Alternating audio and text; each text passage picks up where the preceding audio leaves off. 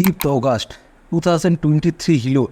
सेता बेड़ा मिट्टन बोया कोलकाता मेतातिया जे बाकुड़ा डिस्ट्रिक्ट रेना सारगा मुलुक ना मित सान्ताड़ आतो रे यूनिक फ्रूट्स को चासबास एदा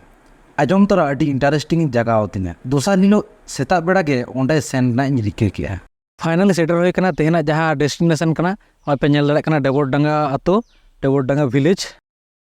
लाहा तकिन मेन कदा जे अब भारत दिसम दो कना कृषि प्रधान देश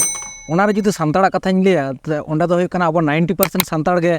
नोआ चासबास चेतन से एग्रीकल्चर चेतन बन डिपेंड गया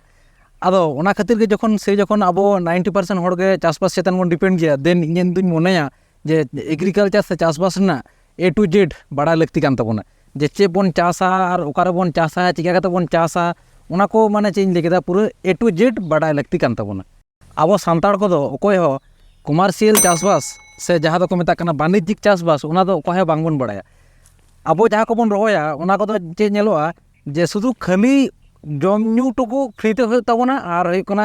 जहाँ ओड़ा घारंज ना जहाँ एक्सपेंडिचर ओना टुकु चला तबोना इना तायम दो सेविंग्स तो बांग होय तबोना और नोआ दो वाणिज्यिक चासबास तो बांग को मेना ताहले वाणिज्यिक चासबास तो चेकना वाणिज्यिक चासबास ना डेफिनेशन तो नोआ कना जे एमन किछु जिनिस रोहय में से एमन जिनिस रोहय में एमन मारांग एरिया रे रोहय में जहाँ दो होय कना आमा जम न्यू तो फ्रीते चला कान तो ओना तो ठीक गया और ओड़ा ना रान मुरगन साथे गेना खंडु ओना को किरिंग तायम हो आम होय कना माने 10 टाइम्स मानी होय कना बढ़ती तमा और ओना आम सेविंग कतेम दोहो दाड़े ओना तो होय कना वाणिज्यिक चासबास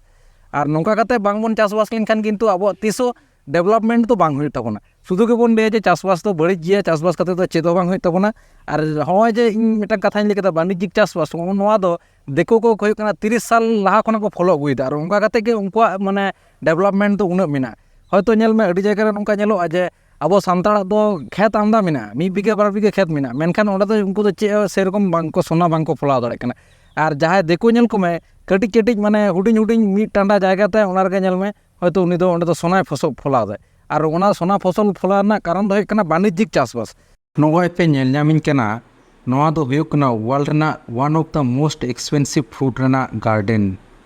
जहाँ रेना नितुम दो हुयुग कना ड्रैगन फ्रूट नोआ दो क्लाइंबिंग कैक्टस प्रजाति रेना कन विकिपीडिया खन पढ़ाव कते नाम के जे नोआ दो बांगमा southern Mexico and central America रेना नेटिव फसल कना बट नेता तो धरती रेना अडी आयमा टोठा रगे कम बेसी जतो हर गेखन रहोयता और नोआ गे ताहे कना यूनिक फसल दो जहाँ कथा दो उनी बोया कोलकाता ए बड़ा चल बिन तहे नितो दोन बड़ा जमा नोआ फ्रूट्स चिदा उना एक्सपेंसिव गिया कारण दो होय कना नोआ फ्रूट्स रेना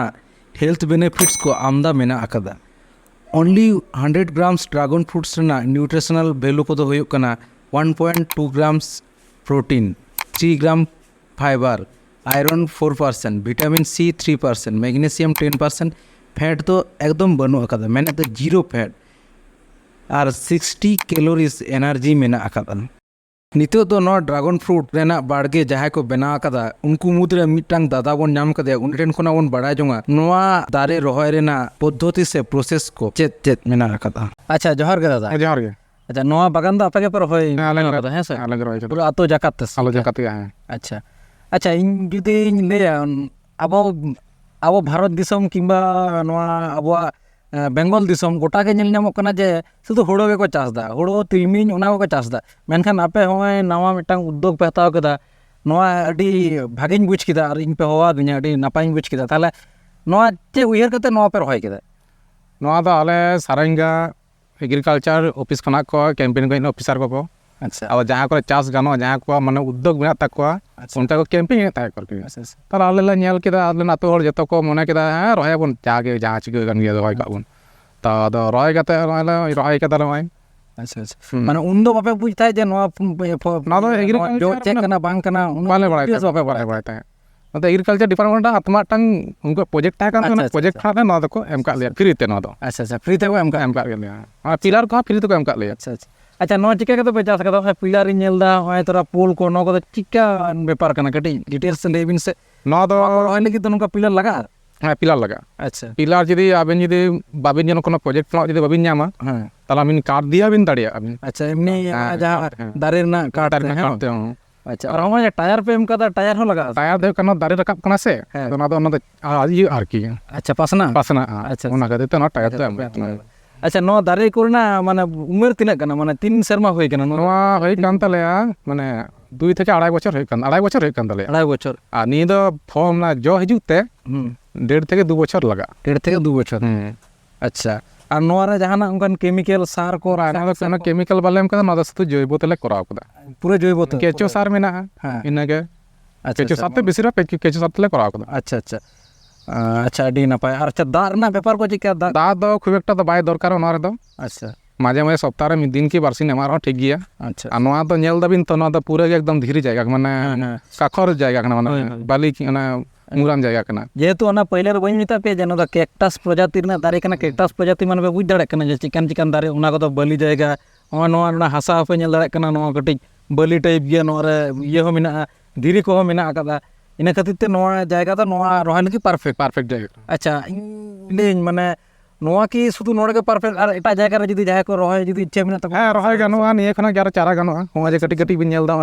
ওনা কোনা গেট কি জায়গাতে চারা না ইতে ইতে গানোয়া হ্যাঁ আচ্ছা আচ্ছা না কোনা ইতে গানোয়া আচ্ছা আচ্ছা আচ্ছা আডি নাপায় মজ আলিন তো হয়তো আলিন মনে কাদা আমি গেলিন রেডি হাসালিন রেডি কেদা আলিন রহাই লাগি আচ্ছা মানে আমি বিগে আবিন আলিন রেডি আমার ইনস্পায়ার কান তুমি হ্যাঁ আচ্ছা আচ্ছা কারণ তো আমার টেস্টিং লাগি পে রহাই কেদা মেনখান আদো নিতে তো আপে ইন্ডিভিজুয়াল পে ইন্সপায়ার কানা এনাখান আপে জেনে আর যত আডি হড় গে নন ইন্টারেস্ট রাখাব কান তাকো নো ভাগে ফলন হয়ুক কানা আচ্ছা আচ্ছা আর নুকু রহাই কো নোনা মার্কেট হো ভাগে মেনা যেহেতু